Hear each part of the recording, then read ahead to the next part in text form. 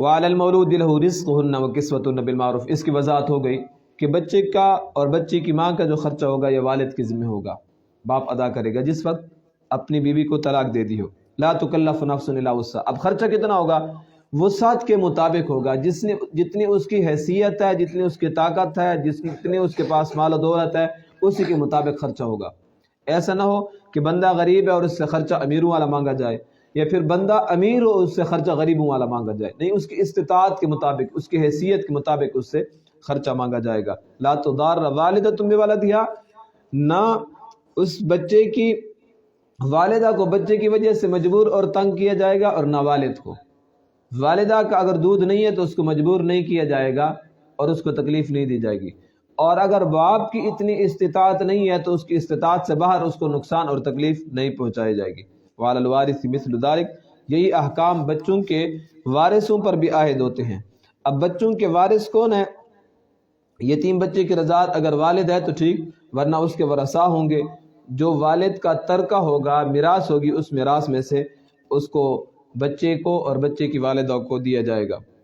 امام بیضاوی رحمۃ اللہ علیہ فرماتے ہیں کہ بچے کے وارث جو ہیں اس سے مراد وہی بھی ہو سکتے ہیں، اور حضرت مولانا اشرف علی تھانوی رحمۃ اللہ علیہ فرماتے ہیں کہ اگر اپنی جائیداد نہ ہو تو بچے کے جو مالدار عزیز اور اقارب اور رشتہ دار ہیں وہ ہو جائیں گے۔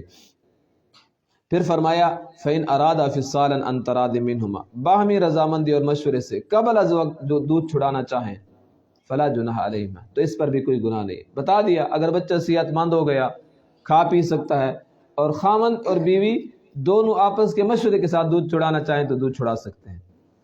درمیان میں ایک اور مسئلہ سمجھ لیجیے کہ یہ جو مدت رضاعت ہے، اس مسئلے کی پہلے بھی وضاحت کی تھی۔ مدت رضاعت یعنی دودھ پلانے کی جو عمر ہے 2 سال تک ہے، زیادہ سے زیادہ 2.5 سال تک ہے، اس سے آگے مدت رضاعت ثابت نہیں ہوگی۔ رضاعت کا کیا مطلب ہے؟ اس عمر میں 2.5 سال 2 سال کی عمر میں اگر کسی بچے نے کسی دوسری عورت کا دودھ پی لیا تو یہ اس کا بیٹا شمار ہوگا۔ کسی بچی نے کسی دوسری عورت کا دودھ اسی 2.5 سال کی عمر میں پی لیا تو اس کی بیٹی شمار ہوگی۔ اب اگر بچے نے پیا ہے تو بچہ اس عورت کا بیٹا شمار ہوا، اس عورت کی کسی بھی بیٹی کے ساتھ اس کا نکاح نہیں ہو سکتا۔ اور اگر کسی لڑکی نے دودھ پی لیا تو یہ اس عورت کی بیٹی ہو گئی، اس عورت کے کسی بھی بیٹے کے ساتھ اس کا نکاح نہیں ہو سکتا، وہ سب اس کے بھائی بن گئے ہیں۔ جس طرح لڑکے کے سب بہنیں بن گئی ہیں، اس طرح لڑکی کے سب بھائی بن جائیں گے، ان کا آپس میں نکاح نہیں ہو سکے گا۔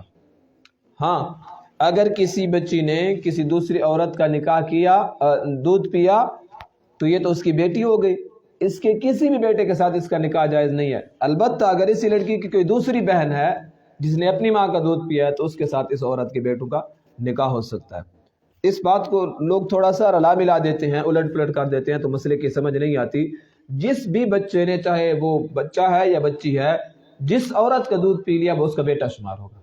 اب اس کی بیٹیاں ہیں، بیٹے ہیں، سب کا بہن بھائی ہو جائے گا، لڑکی ہے تو سب کی بہن ہو جائے گی۔ کسی کے ساتھ بھی بات سمجھتے ہیں کہ جس کے ساتھ دودھ پیا ہے تو اس کا بھائی ہوگا۔